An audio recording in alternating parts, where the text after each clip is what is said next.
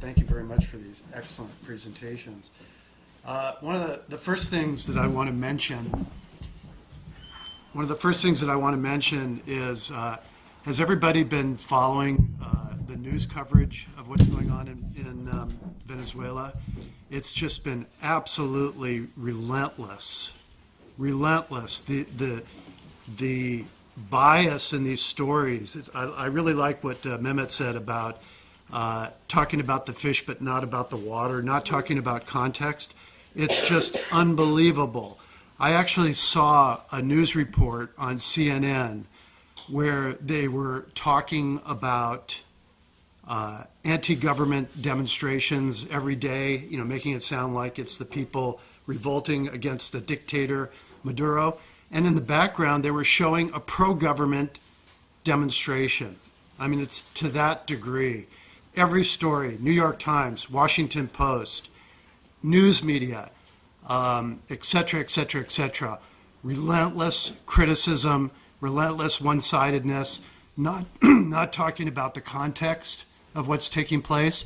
And by the way, this context started with as Alicia mentioned, the embargo started in 2014 with the Obama administration, got things rolling, and the Trump administration, financial sanctions, economic sanctions, cutting off their sources of revenue from oil in a country that is very dependent on that revenue for their foreign exchange to import machinery, maintain their oil fields, et cetera.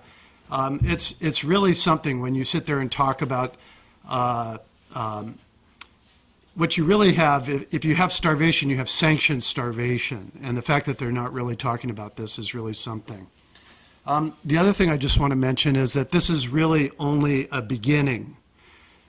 We know that Bolton has talked about the troika of tyranny, and this is really an attempt to kind of clear the way to launch attacks on Cuba, Nicaragua, Iran, Lebanon, Palestine. This is not something that's just Venezuela. It's actually an event of historic proportion in terms of the offensive that they want to take place. The third thing I want to say is that it is a bipartisan campaign. It's a bipartisan campaign.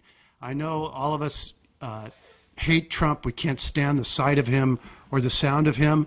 But if you really look at what's taking place politically, this is a common campaign on the part of the political establishment in the United States.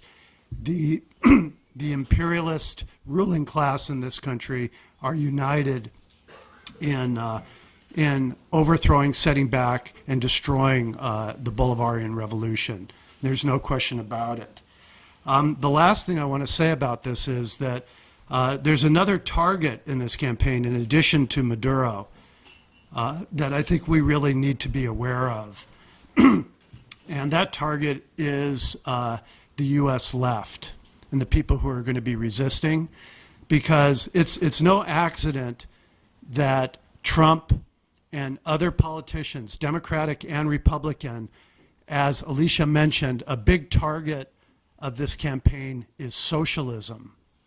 At a time when we have a crisis in this country, a crisis of livelihood, a crisis in education, health care, massive military spending, just general social decay, gun violence, mass killings, that it's no accident that they're bringing up, that they're trying to use this campaign to discredit socialism.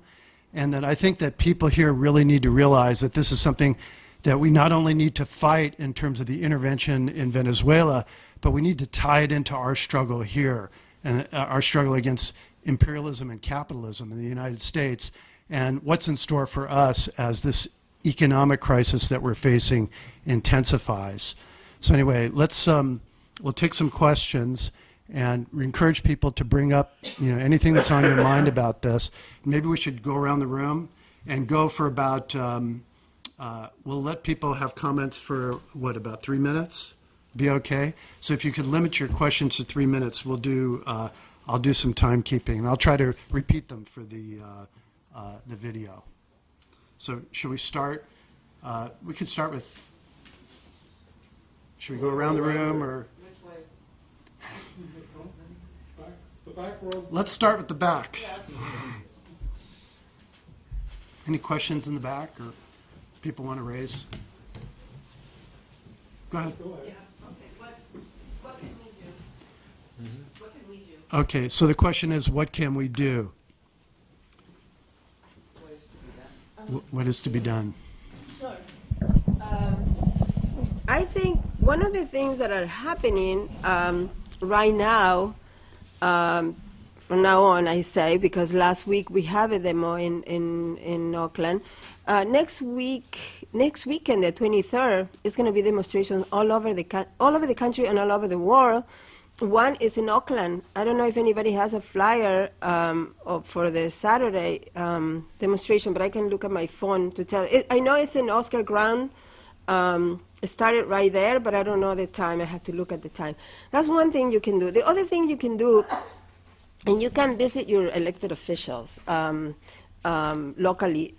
Last week, a group of us went to the office of Barbara Lee, and we were trying to get. We brought a draft resolution to see if she would be willing to introduce a resolution in the House about no intervention without approval of Congress. And you know, we went there and we tried to explain our position without, you know, saying we support one side or the other, because even Barbara Lee, if you read the statements of the local elected officials, even Barbara Lee, she doesn't really say anything directly against Maduro, but it's kind of implicit, like, you know, they're democracy and things like that. Nancy Pelosi is the worst. Is anybody here from San Francisco? We need to call Nancy Pelosi is the one, she says she's supporting Guaido. And she is the president of the majority now, right?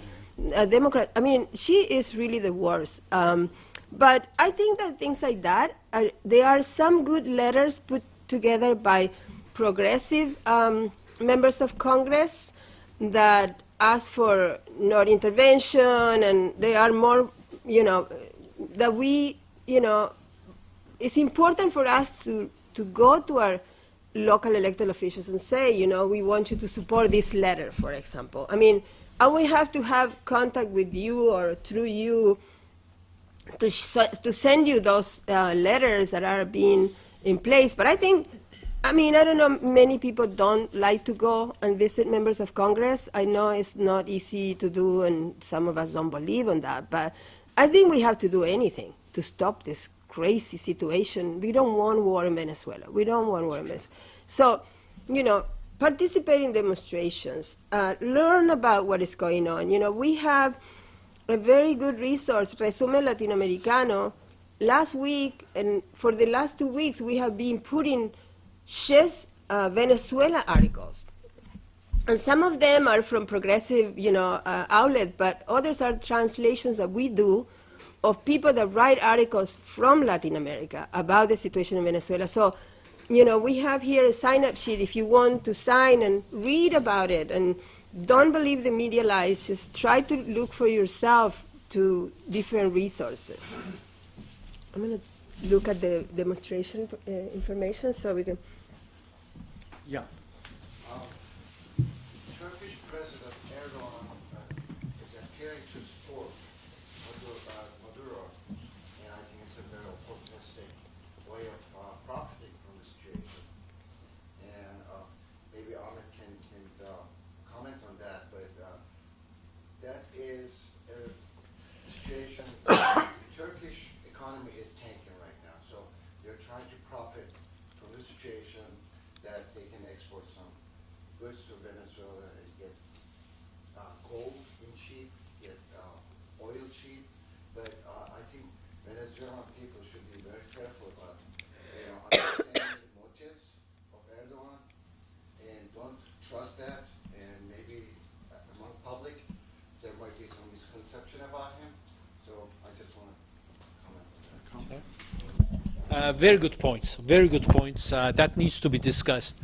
We should not just look at, when somebody supports Maduro, that, oh yeah, they're good, and we should.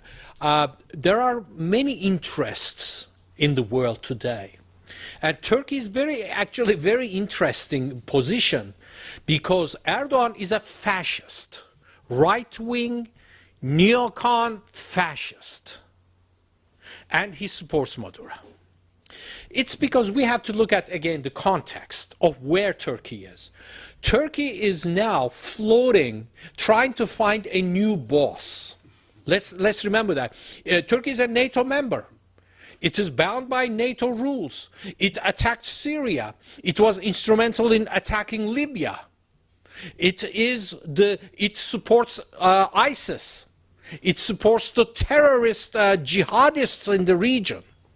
But then when it comes to Moduro or Venezuela, suddenly Turkey makes a bout turn. The reason is this. Turkey is trying to carve up some place in Syria, and the United States has not given it to them. I have given many talks here, and let me repeat again. Turkey has one objective in this whole world politics, is that it wants to be Israel. Okay? It wants to lead the Middle East because Turkey is Muslim. They say Israel doesn't fit there. I mean, yes, Israel is your dog and everything, but people have reaction to Israel. Let me be your dog. Because I'm Muslim, I fit in here. I can do better job than Israel in destroying whoever. But United States has not given that. And Turkey wanted to move against the Kurds, to destroy them, to really massacre the Kurds. And that has not happened because the Kurds were on the United States side in the fight in Syria.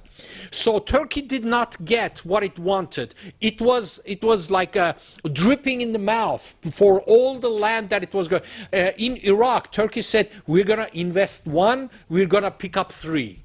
Like we put 1, we take 3. The oil fields Turkey was going to get. Land in Syria it was going to get. This did not happen.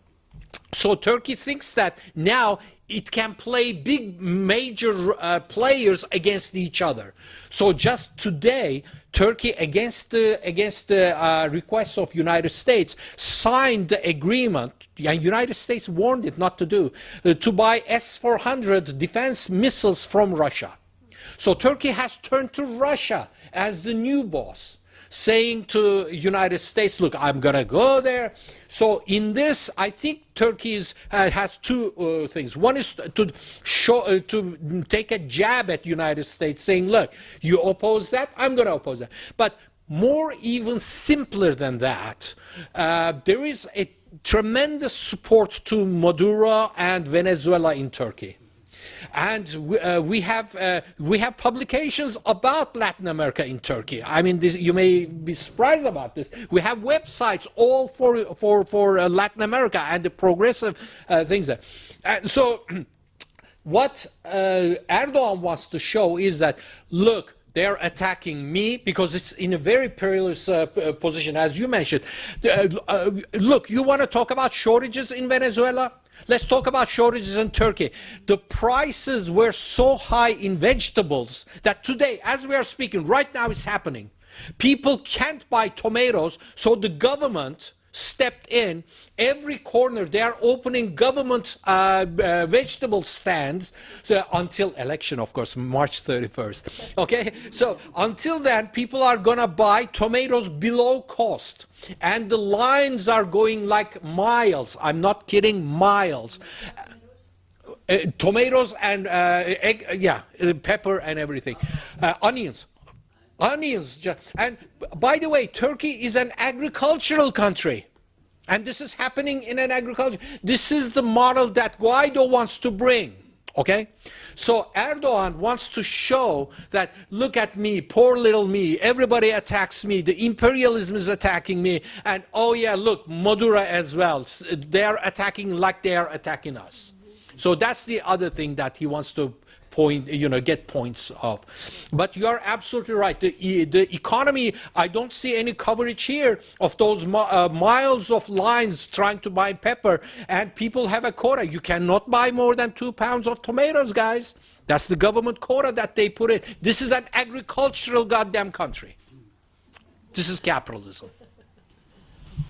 Other questions? Yeah. Sure. Yeah, you know, imperialism has two big contradictions. One is the monopoly capitalist powers that dominate and exploit the weak countries. And the other contradiction is the imperialist powers clashing with each other over the goodies, the raw materials, the investments, the articles. But what's worth observing is that the socialist countries were all born out of these contradictions. Soviet Union was born out of World War I. Look at China, World War II, and fighting Japanese colonial invasion.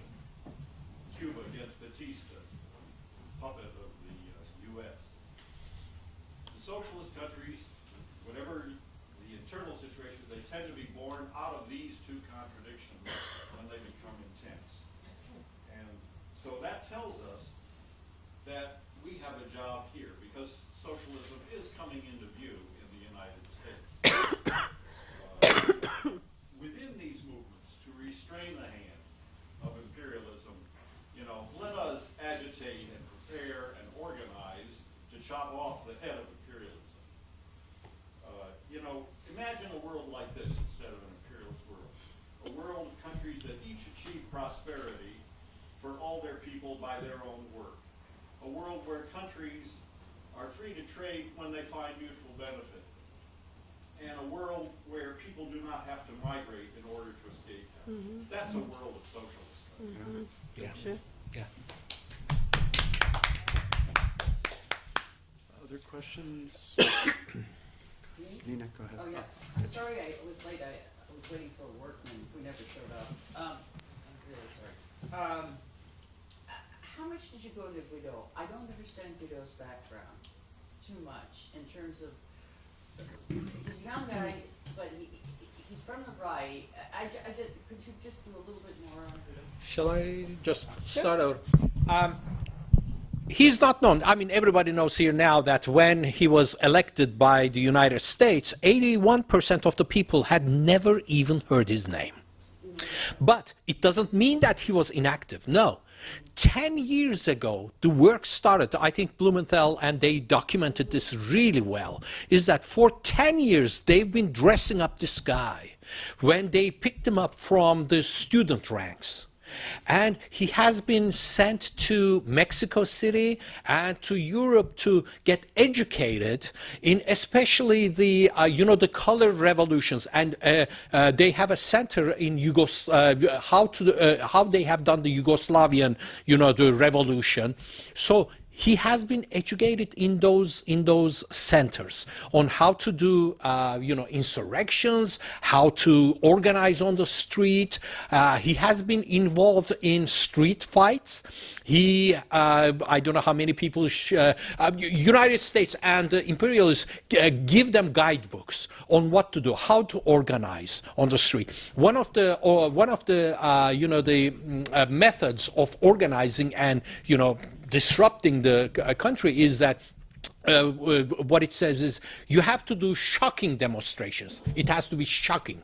So what did Guaido and his friends do is that they went out on the street and they pulled off their pants and exposed their ass. So this is a shocking demonstration, right? From the guidebook.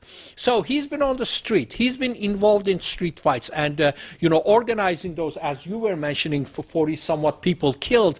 What they were doing were they are stringing invisible, but steel wires across the street so that those people who are coming with motorcycles hits them, and several people have been decapitated with that. So they close down streets. They won't allow anybody, ambulance conferences or anything pass. Okay, so he's been involved in organizing this. He went around the Latin American countries with CIA and NED money to organize for all these things. And he wasn't supposed to be even in his position because his party was, the way that they, in the National Assembly, that they do the speakers is that they have a rotation. Okay, the rotation was in his party, but his party's leader is, like you mentioned, in house arrest. So he couldn't be there. And then the second in line also was involved in terrorist activities. They were caught with bombs and detonators and so on and so forth. So, within his party. So now the other guy is not available. So this deputy sitting around that nobody knows happens to be there, that has been groomed for the last 10 years. Suddenly he's the one that is brought up. Sure, please. It's I totally agree with what you say. Also, I don't know if you mentioned that he was educated in George Washington University. But the interesting thing about, when you think about it, is like nobody knows who he is in Venezuela. He's not a known person, It's not somebody that has behind like representation, because some of those people are, like Leopoldo Lopez may have some people behind him, Capriles may have some people behind them, people that you have here mentioned before. But one thing that I think is important, this guy, okay, he was there, I don't know if at the right time or at the wrong time. He was picked by the U.S. to do this particular job. But they won't have any problem to get rid of him when they have to get rid of him, because if there is, I was reading some material like if they succeed in calling elections, he won't be the candidate. He won't be the candidate because there are many others that are going to be running for president that are much more known, and he doesn't have even the support of the opposition in Venezuela, because the opposition in Venezuela is very divided.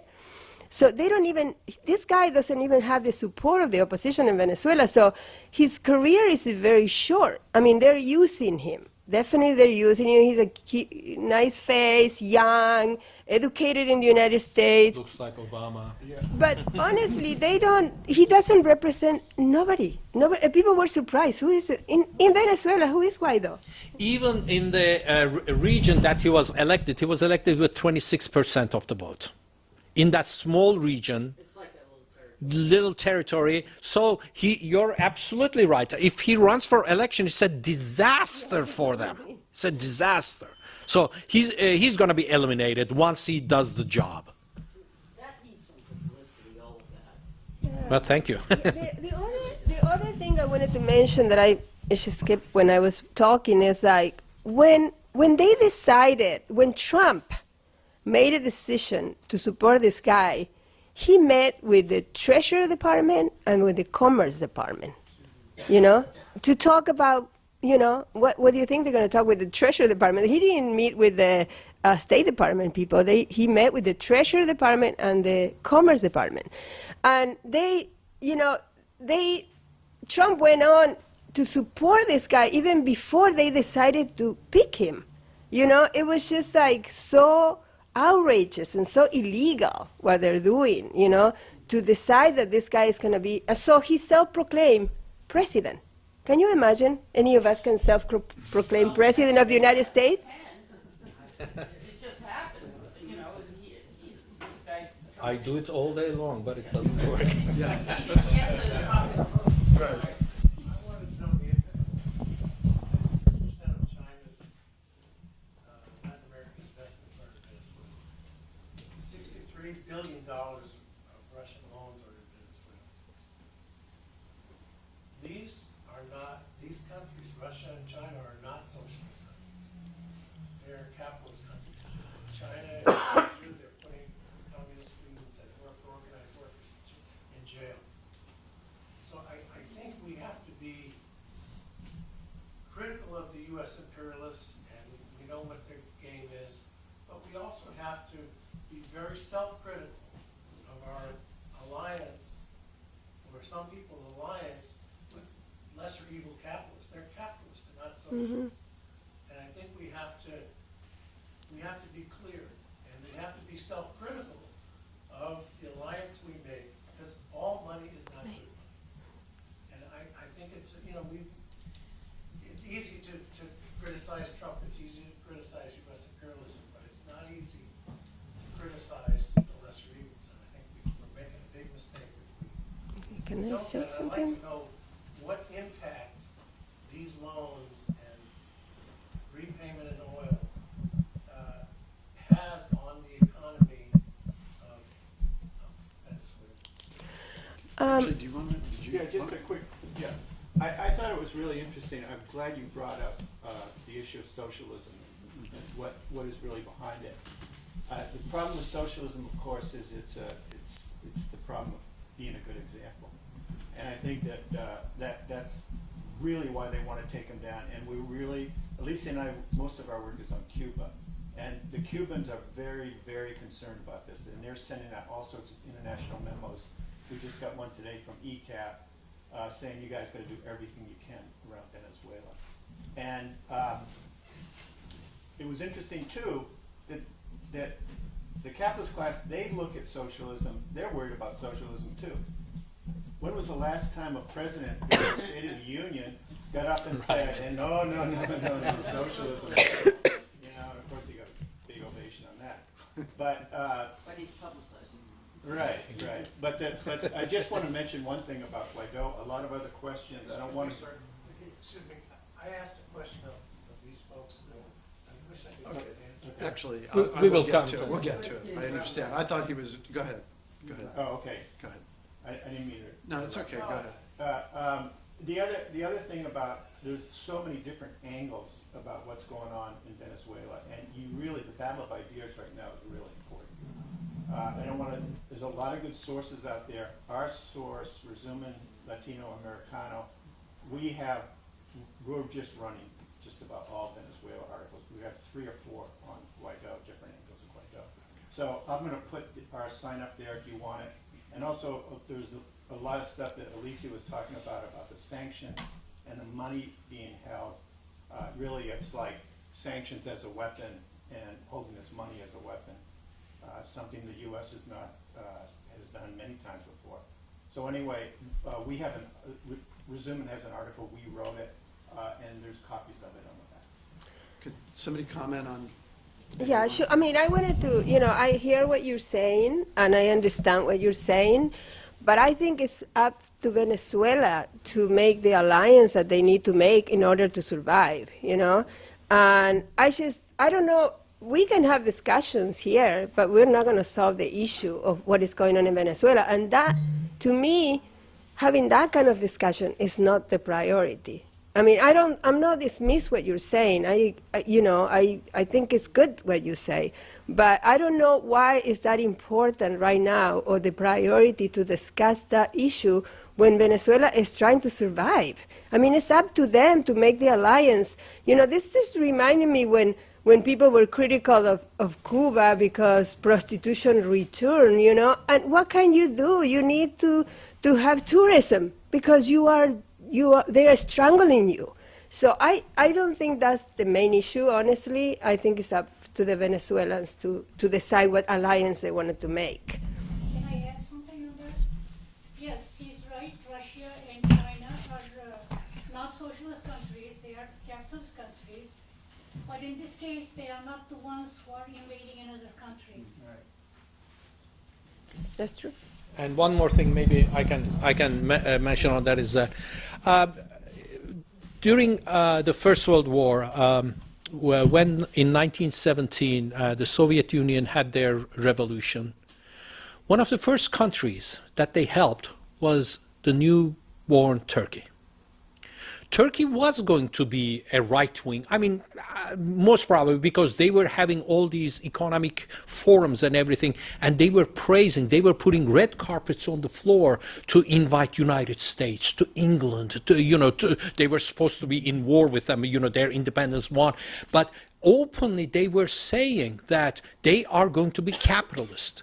The road was the capitalist road. But you know who helped Turkey won its so-called independence? It was the Soviet Union. Train loads of arms, train loads of money came to Turkey, which was going to be a, capitalist country.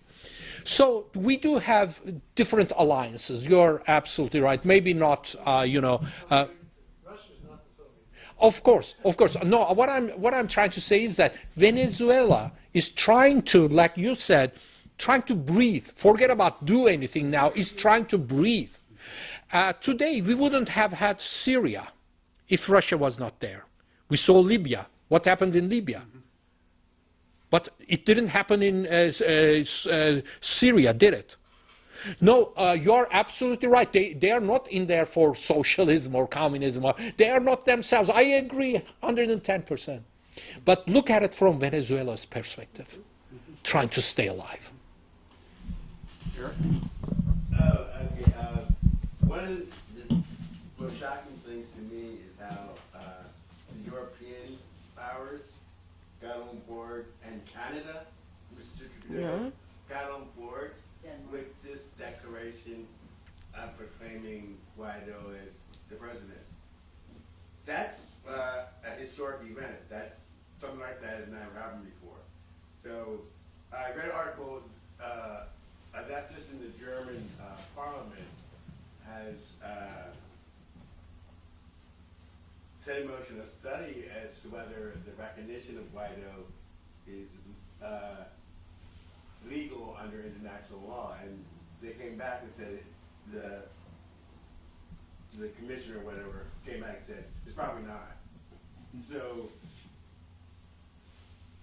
from that I can see that there are people in Europe on the left who are involved in this question of regime change in Venezuela. And so in terms of the demonstrations that are being prepared, are there any kind of maybe coordination so that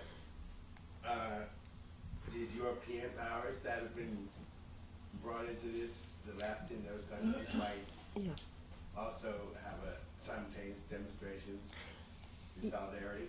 Yeah, they are. I mean, actually, let me go back to that. For all of you interested in participating next Saturday, February 23rd at noon, it's at Oscar Grant Plaza, okay? There's going to be one of the many demonstrations. I'm personally not involved in the organizing of those demonstrations, but we did send it out, to let people know about it. And, they are one in Ireland, for example, another one in Bangladesh, because they are by alphabetical order, Scotland, India. Canada, yes. There are a couple of demonstrations in Canada. There are, there are people, fighting there too. I think that there are coordinated actions. I think that there are people from all over the world that are really in solidarity with Venezuela. Yeah. Question in the back. I'm trying to work my way up. Okay, he doesn't have one. Larry? Three questions. One is, why do you think Maduro backed down and kicking the American embassy out of Venezuela? Two, why don't they just arrest Guaido? I mean, that's obviously undermining their government. And the third one was, does the National Assembly support Guaido? You only got a small vote, and it's a minority party. Can't they? Has there ever been a vote in the National Assembly? Okay, so your first question was why the... Why did the Americans out, the embassy out? He did. Nobody backed down. No, he didn't back down. I mean, what happened is that because they came out with this new person as also a president, some of the embassies say we're going to be the embassy representing our country with this guy. But they did kick them out. And in fact, recently, see, there's a lot of things going on behind the scene too. We can't, discharge that because, it always happens. It's this back channels going on all the time. That Maduro say that they are in conversation with the United States to have interest sections instead of embassies to represent the people that need to get visas and things like that. Cuba had it for a long time. So it's not really clear, about, what happened there. But most of the staff left. Most of the U.S. Embassy staff left. Some are speculating that they left because it's going to be an attack and they don't want to, to hurt them. But most of them have left. And I see the caravans going to the airport, they left. Your other question was, about Guaido. Well, the National Assembly is in contempt. So it's not recognized by the Maduro government. So, like I think you mentioned, it's rotative. It's a rotative chart. Yeah, so when they, I don't think they need to have support or no support. I think that once it's your turn, and that happened to be his turn when this all happened. But, we were referring before this that he's an unknown person, that just happened to be there because the other two are in problems with the law. Otherwise, some of the others wouldn't be. But you were asking it, why don't they arrest them? Oh, why did they arrest them? It's a good question. And if I'm Maduro, I will arrest him. But I'm not Maduro. And I think that they are measuring the consequences of doing anything. Because, see, right now, any provocation, minimum provocation. I was reading today, for example, I'm not sure if it's true. It may be fake news. That they are organizing a big concert at the border by people, renowned people around the world, organizing in Colombia, Yeah. like one of those concerts for peace, whatever. So provocation. The other thing is that they are trying to cross the border. I read this again. I'm not really, don't quote me on it because it may be fake news, but that they are paying thousands of people from Latin America, especially from Colombia, to cross the border with a little bag of aid and say, I'm going to bring the aid through the border. And talking about the border, I don't know if you have seen the images of a freeway that is blocked by, it's fake. That freeway never opened. That freeway is closed since 2016 because they never opened it. They were working on it because they wanted to free the traffic from the other big freeways that are the border. That's not a really big border. But they opened it up so, when the border, when you go to Mexico, you have different crossing. So they were trying to free the crossing of the big, with 2 lines for vehicles and 1 line for people walking. Never opened. 2016. And we see in this, wow, the government is closing the road, don't let people in. I was a little suspicious when I saw it because it's totally isolated and you don't see any guards or anything like that. Mm-hmm. So for you to know, that's a fake picture used by the media over and over. I think it was the Washington Post, the New York Times, some of those use that picture. Richard? Well, I disagree with some of the things said. I'm 100% sure that China is not a capitalist country, and I'm 95% sure that Russia isn't either. And I think there are 2 camps in the world. The imperialist camp, run by the United States, and the socialist camp, run by China and Russia, led by them. And a number of countries, we have the odd situation, a number of countries are sort of floating now between the 2 camps. And Turkey is one of them, India is another, Iran is another, Hungary, and all of them, and even political forces in some of the capitalist countries, even in the United States, and they're nominally right-wing forces. It's a very odd situation, but we mustn't get fooled by that, or paralyzed by that. Objectively, Erdogan, as he moves towards the socialist camp is a revolutionary.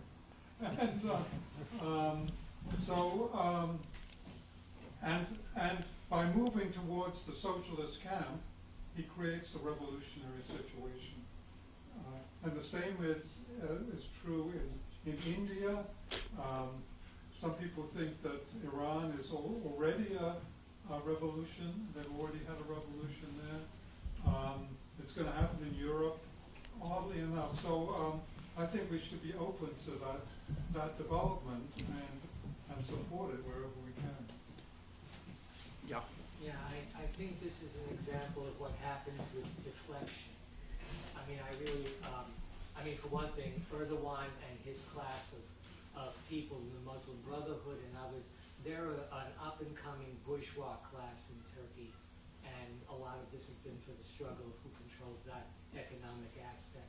I don't really see them as going towards socialism. I think they're going towards whatever might help them geopolitically. But that's all a reflection. I think what you said is Venezuela does have to survive, and our main issue is U.S. imperialism. If it chooses by its own accord to have relations with China and Russia, that makes sense, because who might be able to protect it or give it some sort of umbrella? We can't keep thinking we have to decide it for them. The trouble is, it's very hard in this world for any country to do anything now without outside forces intervening for their own interests. The only thing you could hope is that the country gets to pick and choose which outside forces it might be able to help it. And the thing you said about Simón Bolívar in 1829, well, it's significant because in 1823 is when we had the Monroe Doctrine, Right. Exactly. which has really set the policy of imperialism. Yes. This is our backyard, and so it continues. Absolutely. And it's very interesting that first time after the Monroe Doctrine that the United States intervenes citing the Monroe Doctrine was again Venezuela. Because the German and English fleet came into Venezuela claiming that certain parts of the land was theirs, and the United States had to sit and ponder what to do, because they were telling, the Monroe Doctrine is against the Europeans, saying this is mine, keep your hands off. But they had never thought about intervening. I mean, they weren't taking over the land; they were intervening. So they had to come in between Venezuela and the Europeans. And actually, Venezuela was represented by the U.S. there. But in the end, they did. What the United States imposed was that the 30% of the customs income to Venezuela was going to be given to England and Germany. So the imperialists packed together. They look after each other's back. Gene, you had your hand up. Oh, yeah, I just wanted to address some of these questions in part about the real big improvements in terms of living standards in Venezuela. That's true, but I think that has happened in every socialist revolution in the world, starting with the Soviet Union, continuing East Europe, China, Cuba. All these countries, socialism has dramatically improved the condition of life. And Gigi has a good book there on the Soviet Union in this regard. The other thing I just read, a new book is out. I don't know if everybody's read it. Women have better sex under socialism. This is based on a study that was done on East European women. What about men? Did they have I guess we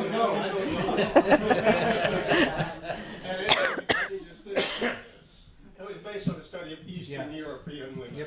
And they all reported that they had more and better orgasms under socialism than in the current regime. And she has a big book where she analyzes the material conditions for this and so on. I also want to mention, we've talked about socialism here.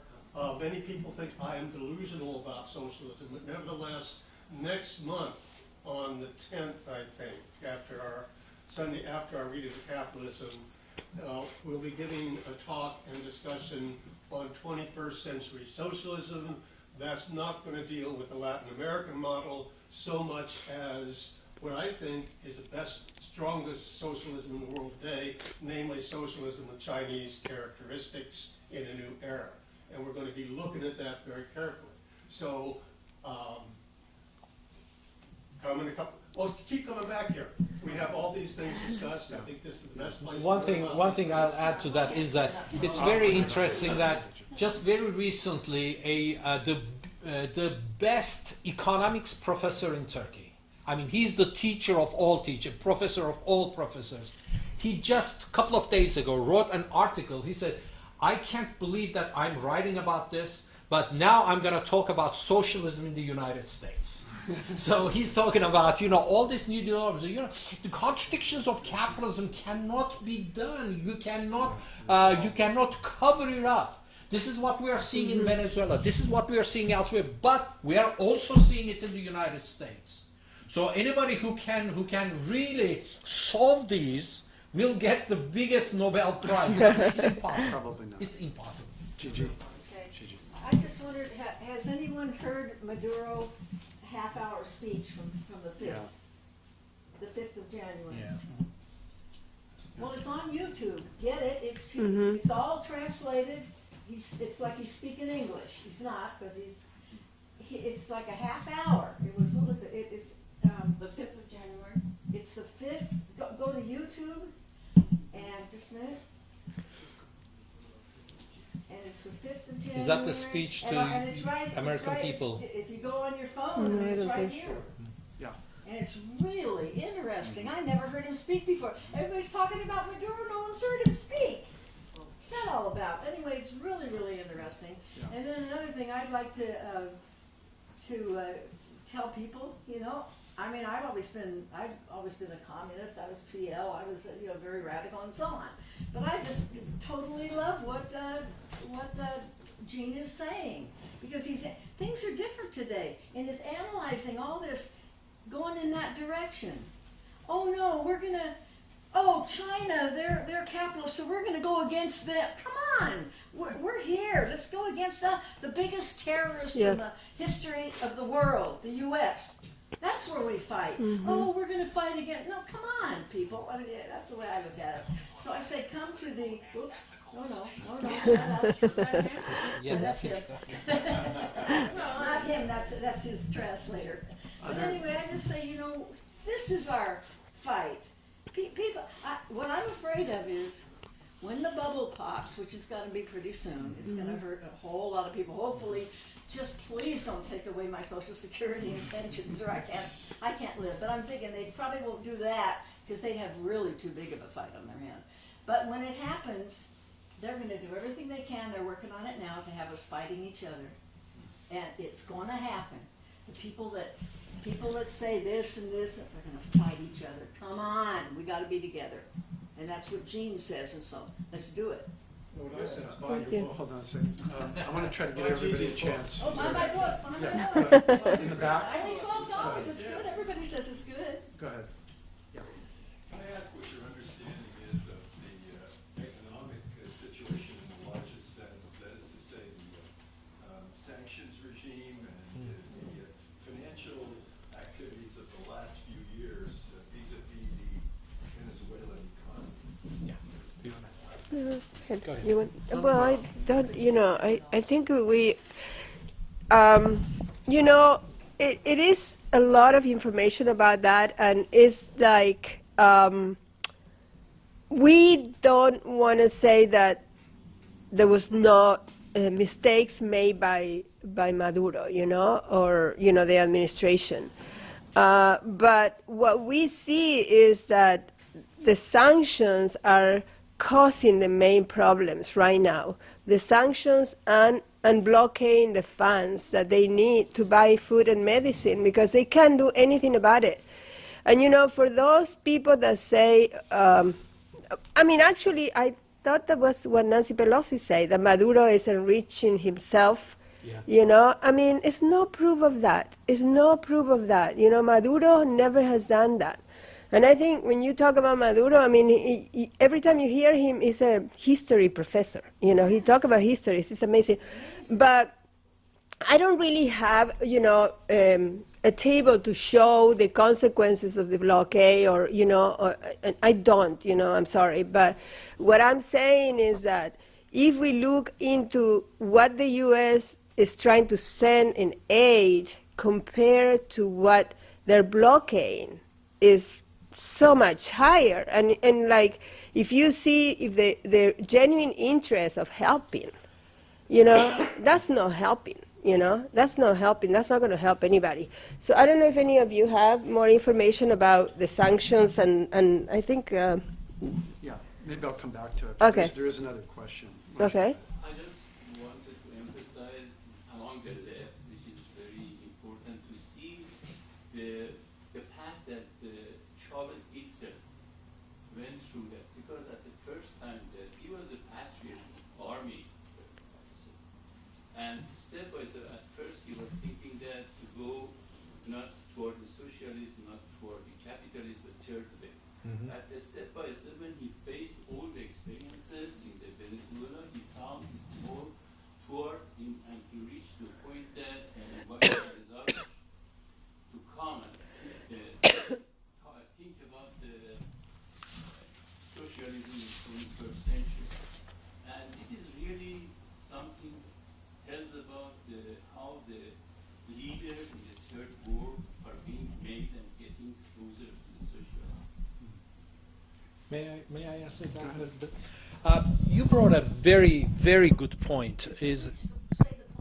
Oh yeah, the point is that when Chavez started this, he wasn't thinking about socialism. He wasn't thinking about communism or anything like that. He was just trying to solve the issues of his country.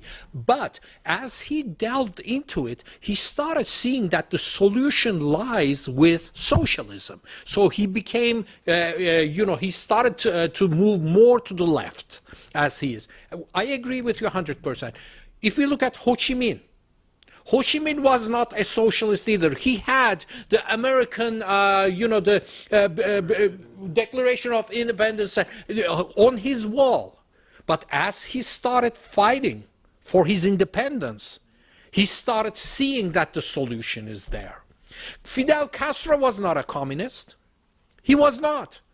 But when he started fighting and seeing the enemies, that put them naturally there. And we see this in not only when he started, but look at the steps that Chavez was taking through this. It's I need to say this, is that it's a very interesting experiment that the Venezuelans are doing. An experiment that needs to be done.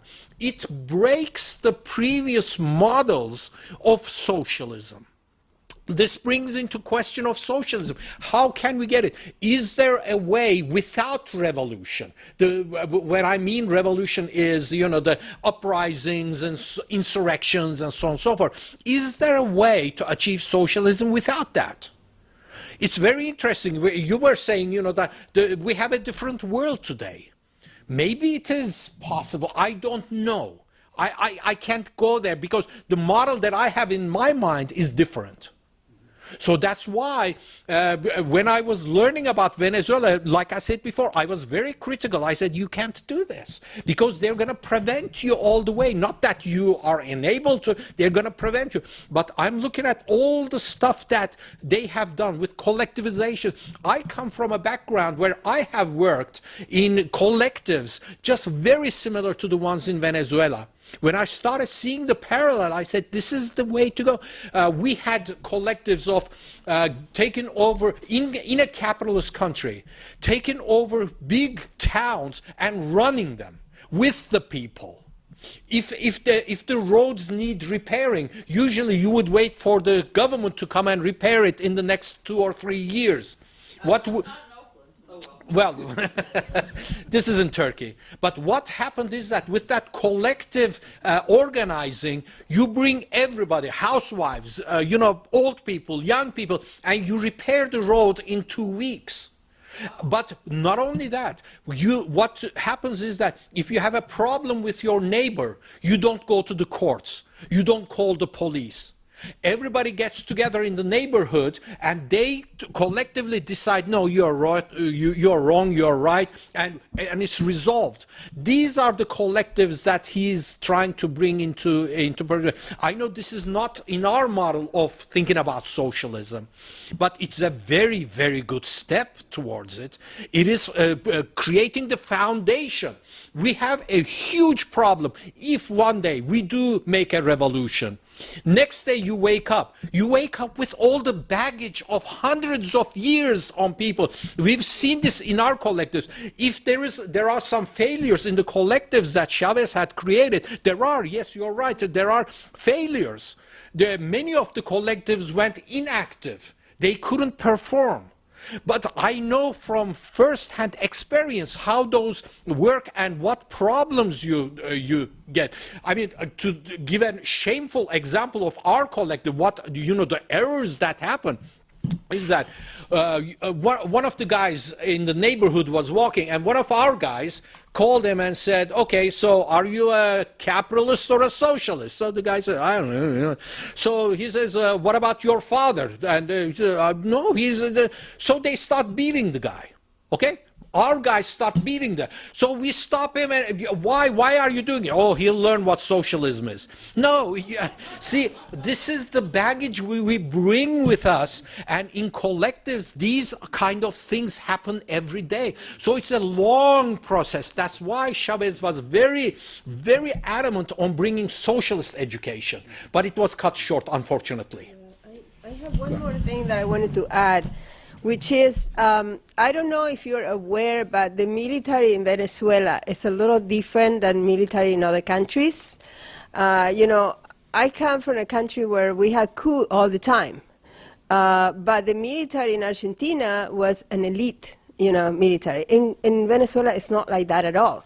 The Venezuela army is based on anybody. People, poor people, and that was a big difference.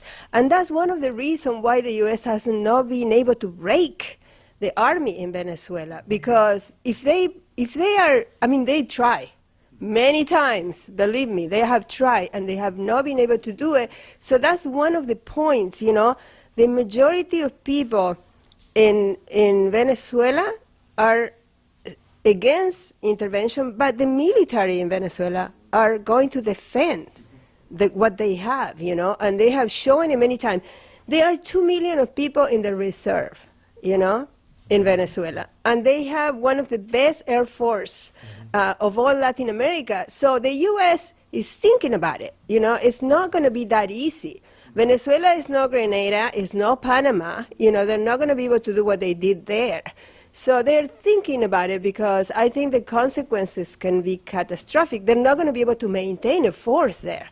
People are going to fight back. And I think Maduro is very assertive of that. He keeps saying it. And I saw the other day a demonstration of soldiers. I don't know if they were which one, if they were, probably soldiers. They were marching in the street, and you can see poor people from the neighborhood. Applauding them and say dignity first, and it was just so moving to see that. They're people, So we're going to end. We have to leave. We're going to end on that high note. I just want to mention one thing that nobody has mentioned. Last night I noticed from some coverage from Haiti, people know that there's an uprising taking place in Haiti right now, and because of it Venezuela economic conditions.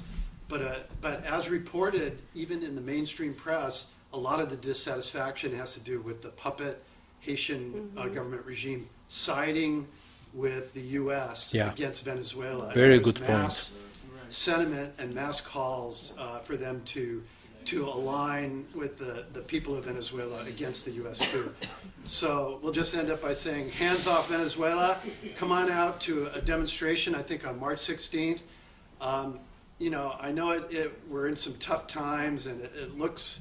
it's very, very, but there's a lot of spirit there, and we have the people on our side. So one way or another, we're going to win. So thanks for coming today, folks. The demonstration is on Saturday, the 23rd.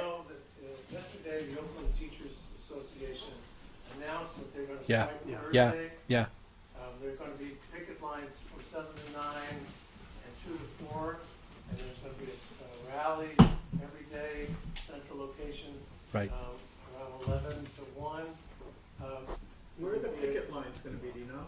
I mean, Where are the picket lines? everywhere. All schools are going to be All covered, schools. and they need, especially the DPs from seminary on out is where the heaviest need is, because that's more of the concentration of public school students. From what on out? From Seminary Avenue on east. I mean, Seminary Avenue. that's where people are going to need the most help. So anywhere you can go to join a picket line at any school, Yeah. you'd be welcome. And they need money. They're going to try to feed the kids because a lot of the kids only get their, some of their meals from school. So there's churches and ACE, which is a community settlement.